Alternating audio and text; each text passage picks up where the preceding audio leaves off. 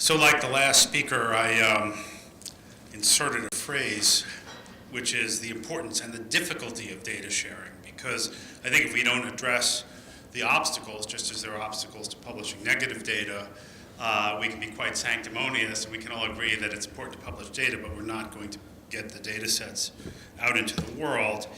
And thank you for the generous introduction, but in some ways, two of my prior job descriptions, being an NIH Institute director and being a university provost, brought up both, for me, the importance, but also the obstacles to data sharing. And so just to go over the points that I want to make, I think everybody realizes that insofar as we limit scientific investigation to what I can do with a graduate student or postdoctoral fellow in 2 years, we eliminate many very important problems in the sciences. And if we want to solve problems of a larger grain size, we're often going to require very large data sets. A classic example is genomic data, but there are many, many other types of data that fit this requirement. And in addition, in many cases where you're dealing with complex multivariable problems, the truth only begins to emerge with serial meta-analysis, and this requires that raw data be widely available.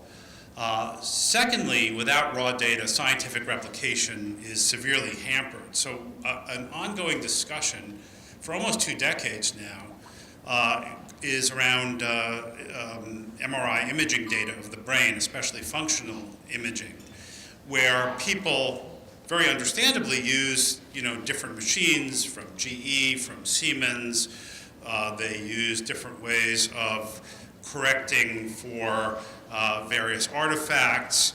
They have a bright graduate student in the lab who writes a little proprietary code.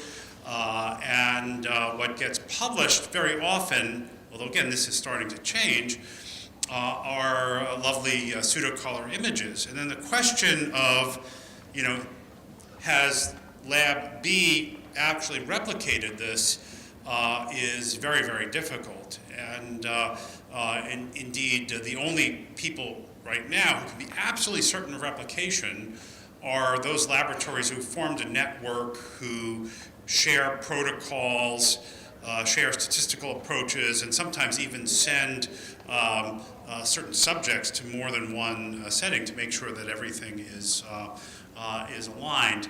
But this is a very, very substantial problem. And again, I could have chosen many other examples. The other issue is that funders, and you heard about the OSTP, a new mandate in the last few weeks. I was discussing with Gary whether it will really have teeth, or like many prior mandates, whether people might be gummed a little bit but not really chewed. But the problem, again, most obviously in translational and clinical research, is that research volunteers volunteer because they think you want to solve the problem.